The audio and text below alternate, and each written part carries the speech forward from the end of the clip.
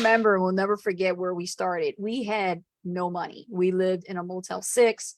We know what the experience was like. We understand the hustle that has to come with it and the grind you must do and the sacrifices you have to go through when it comes to not having any money. You're talking about you took a stab at it for a week. Try going at it for a couple of more months like that.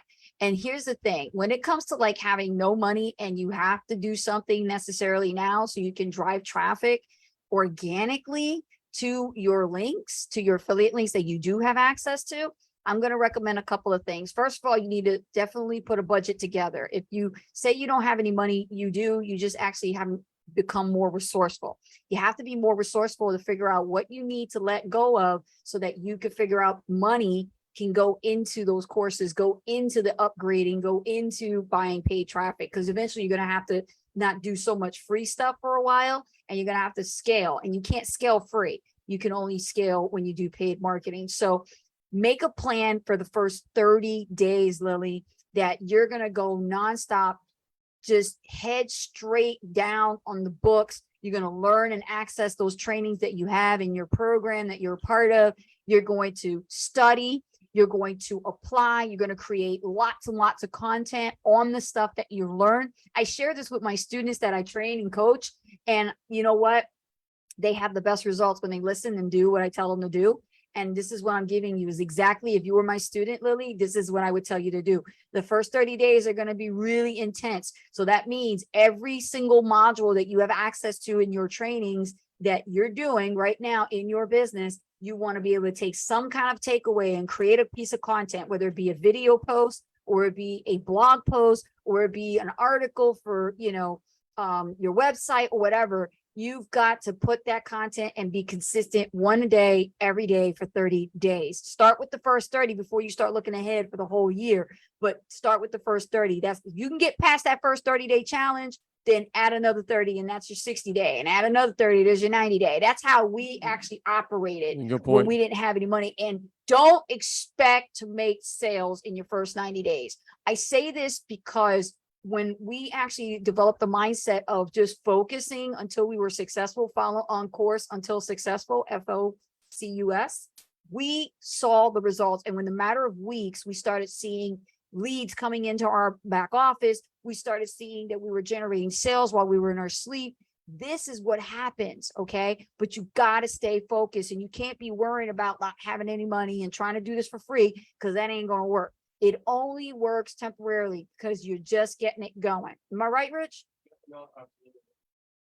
Yeah, absolutely. When you create that momentum like that, the first 30 days, adding another 30 days, and the final 30 days is a really good 90 days to really start really getting your momentum going in your business. Yes. And, I know you said try for a few months. I mean, we were doing this for years. Yeah. And nothing was happening. It was just frustrating, but we just never gave up, right? We just started learning like, okay, well, there were some things we missed here, some other things we missed here, some other things we missed here.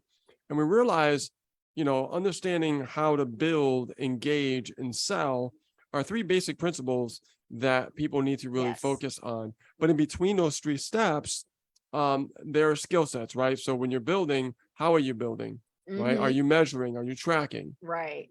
How are you engaging? Are you saying the right things to the right market, or are you saying the wrong things, to the wrong market, or maybe your message is not matching the market you're actually targeting? So there's things involved with engagement.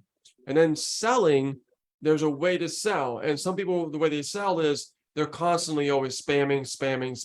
Oh my gosh. When the reality is, it's okay to promote an offer, right? Like I have no problem promoting an offer. You have no problem promoting an offer. But if you look at our Facebook, profile, for example, a lot of our stuff is not really a lot of selling. It's like there's selling, but there's a lot more value, connections, personal stuff. Like, it's not always about just trying to shove stuff down people's throats. Yes. There has to be a fine balance there. And you have to really tilt it this way, right? There has to be more value than what you're promoting. Exactly. So when you do promote something, people are more likely to pay attention if you're giving more value, right? That's right. Same thing with your emails, right? And what's great about emails is you could indirectly sell with your emails. And I told this to, one of my team members, that you could actually do indirectly selling by doing a PS line in your email. Not all the time, sometimes, right? And just do like some copy, call to action, because it's not like saying, hey, buy my stuff. It's just saying, hey, it's there if you need it, right? But other emails, of course, you just sell.